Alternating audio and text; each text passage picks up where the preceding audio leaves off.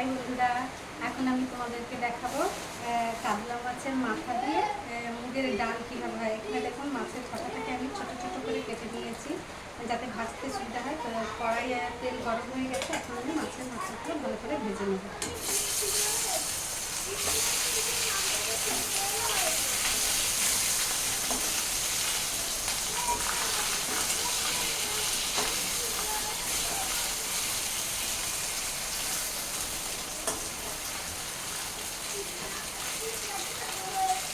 মাছের মাথাটা ভেজে নেবো। তো মাছের মাথা ভাজতে ভাজতে আমি একটু দেখতে দিই আমি মাছের মাথা দিয়ে ডাল বানাতে গেলে কী কী ব্যবহার করব। তো আমি ফোড়ন হিসাবে ব্যবহার করব পাঁচফোড়ন, তেজপাতা আর একটা শুকনো লঙ্কা। আর ডাল করবো মানে ডাল তো অবশ্যই লাগে। দেখুন মুগের ডালটার পরিমাণ বেশি আছে এখানে। আর হচ্ছে আমি অল্প একটু মুসুর ডাল দিয়েছি। দুটো ডাল দিলে না বেশ একটু ঘন হয় এবং টেস্টটা বেশ ভালো লাগে। আপনারা চাইলে যে মুসুরের ডালটা নাও দিতে পারেন।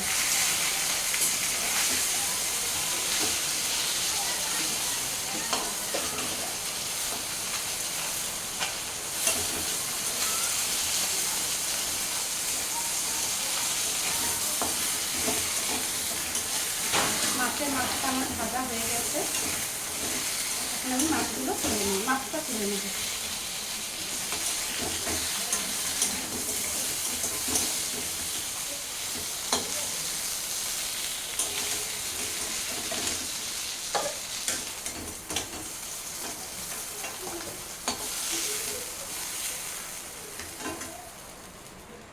আমি কড়াইতে একটু সরিষার তেল দেবো।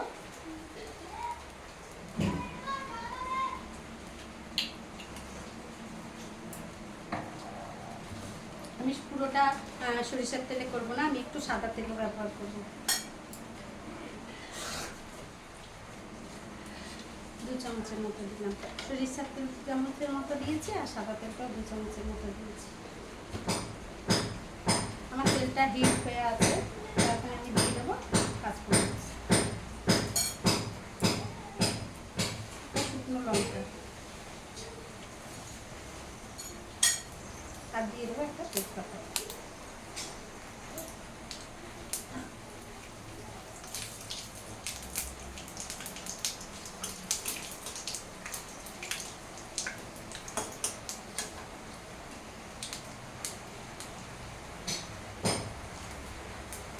তেজপাতা আর লঙ্কাটা আমি একটু তুলে নেব, নাহলে ডালগুলো ভাজতে অসুবিধা হয়।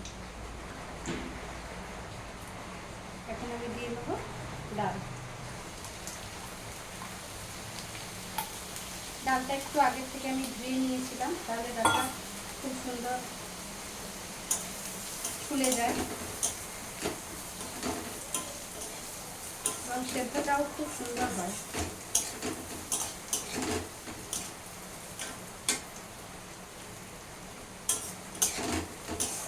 এখন আমি গ্যাসের ফ্লেমটা বাড়িয়ে দেবো, ডালগুলো ভেজে নেবো।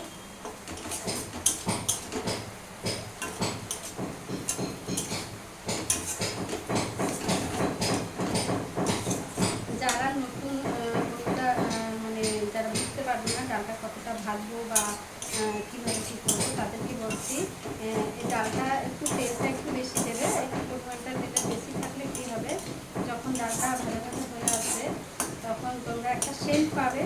দ্বিতীয়ত ডালের চারিদিকে দেখবে তেলগুলো বুজবুজ করছে এবং ডালগুলো তার মধ্যেই ফুটতে থাকছে।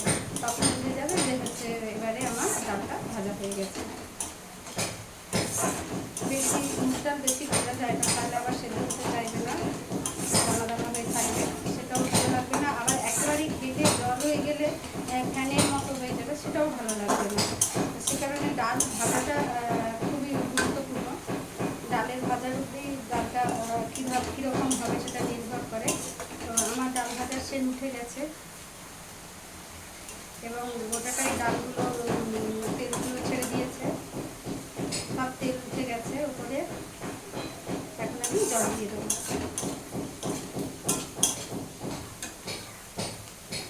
আমি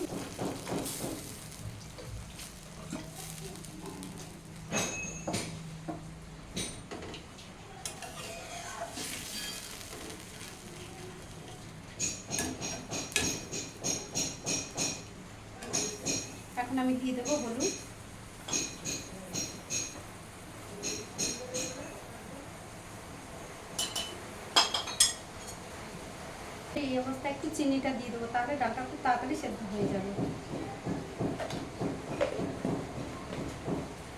ডালটা একটু ফুটে উঠুক, তারপরে আমরা মাছগুলি দিয়ে নেবো। বন্ধুরা আমার ডালটা ফুটে গেছে, এখন আমি মাছের মাথাগুলো দিয়ে দেবো।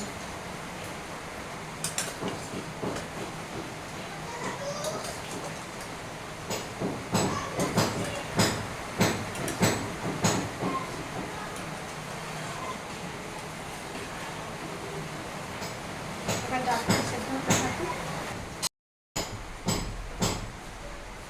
হাই বন্ধুরা, এই দেখুন আমার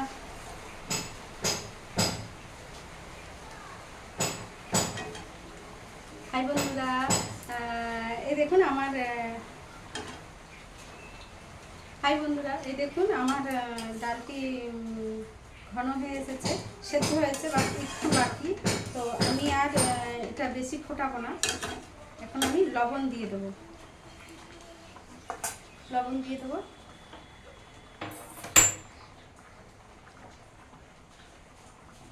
আপনারা আপনাদের স্বাদ মতো দিয়ে দেবেন।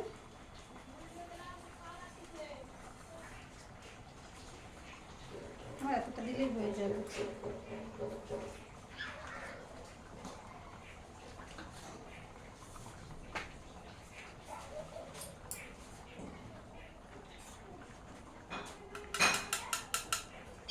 এতটা পরিমাণের মতো আদা, ছোট চামচের 1 চামচের মতো আদা দিয়ে দেবো।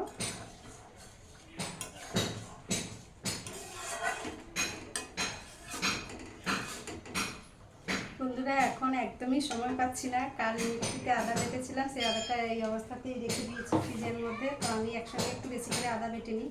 তো আমার ডালটা হয়ে গেছে, আমি আর এখন ডালটাকে বেশি নাড়ানাড়ি ঘাটাঘাটি করবো না। তেজপাতা আর এই যেগুলো তুলে রেখেছিলাম এগুলো দিয়ে দেবো।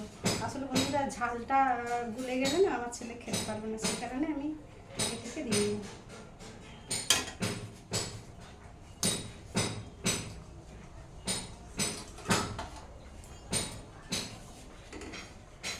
দেখুন বন্ধুরা আমার ডালটা সেদ্ধ হয়ে গেছে, বা ভুলে যাই, একটু ছাড়তে বাকি আছে। তো এই মতো অবস্থায় আমি তো জল দিতে পারবো না, ঠান্ডা জল দিলে ডালটা ভালো লাগবে না।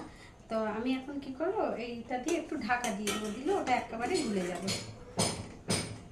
আর সিমটাও আমি কমিয়ে দিয়েছি। ডালটা হয়ে গেছে, একটু জিরের গুঁড়ো মিশিয়ে নেব।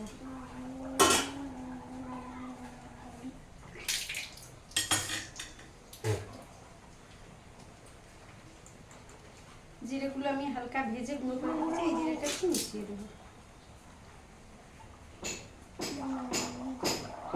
1 চামচের মতোই দিলাম, বেশি দেবো না। আমার ডালটা পুরো রেডি হয়ে গেছে, এখন আমি বন্ধ। এই দেখুন বন্ধুরা আমার ডালটা এরকম হয়েছে, তা আমি এখন আপনাদেরকে ঢেলে দেখাচ্ছি। এই দেখুন বন্ধুরা আমার ডালটি এরকম হয়েছে। তো আপনারাও এভাবে বানিয়ে খাবেন। প্রত্যেকের উদ্দেশ্যে বলবো, যারা ফেসবুক থেকে দেখছেন তারা অবশ্যই আমাকে লাইক কমেন্ট শেয়ার করবেন, আর যারা ইউটিউব থেকে দেখছেন অবশ্যই আমার চ্যানেলটি সাবস্ক্রাইব করবেন। প্রত্যেকে ভালো থাকবেন।